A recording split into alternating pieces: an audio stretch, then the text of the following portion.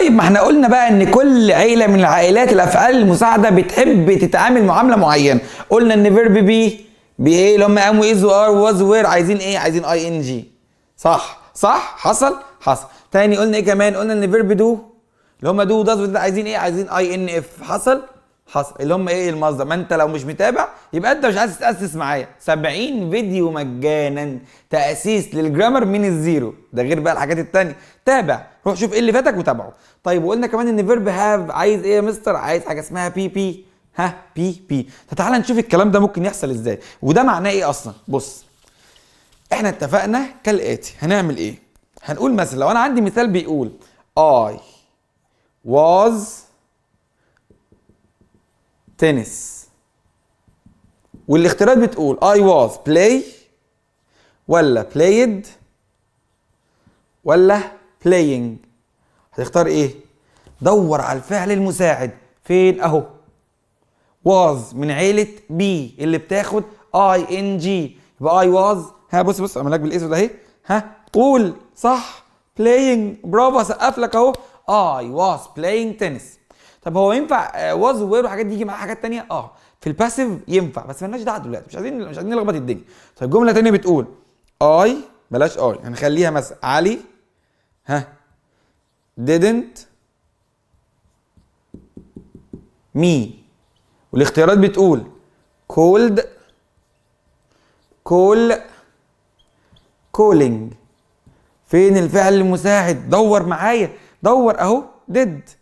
فاكر عيلة ديد عايزه ايه؟ انت فاكر ولا مش فاكر؟ لو انت مش فاكر انا ماليش دعوه. قلت لك صح انفينيتيف، يعني فعل في المصدر، يعني فعل من غير اي اضافه. علي didn't cold، لا ده فيها اي دي. كولينج، لا ده فيها اي ان جي، تبقى كول. علي didn't call me، علي ما كلمنيش. طيب تعالى نشوف غيره.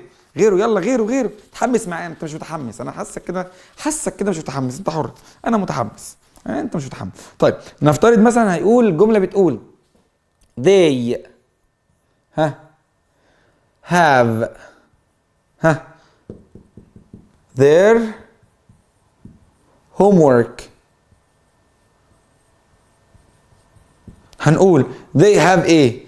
do ولا done ولا did ولا doing؟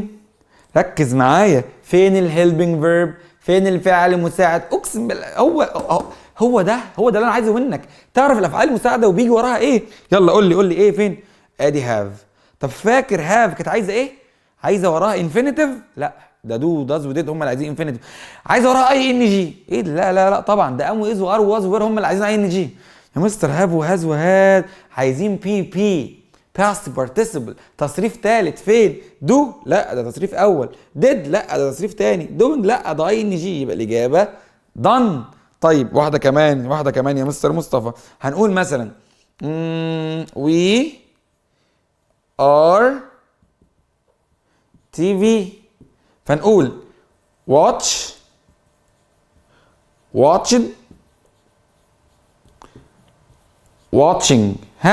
يلا فين الهيلبنج فيرب؟ الفعل المساعد فين؟ اهو ار. العيله بتاعته بتحب ايه؟ بتحب الانفينيتيف؟ نو. بتحب التصريف الثاني؟ نو. بتحب الاي ان جي يا مستر. كل جمله من دي بيكون ليها معنى على حسب الهيلبنج فيرب. انا دوري اعرفك كل هيلبنج فيرب معناه ايه، لان كل هيلبنج فيرب بيعبر عن تنس، عن زمن كامل. وانت معايا هعرفك ان شاء الله كل التنسز، كل الجرامر، كل التاسيس. هتعمل ايه؟ هتكتب في الكومنتس انا متابع معاك السلسله ال 70 فيديو، همنشن صحابي وهشير الفيديو. سلام.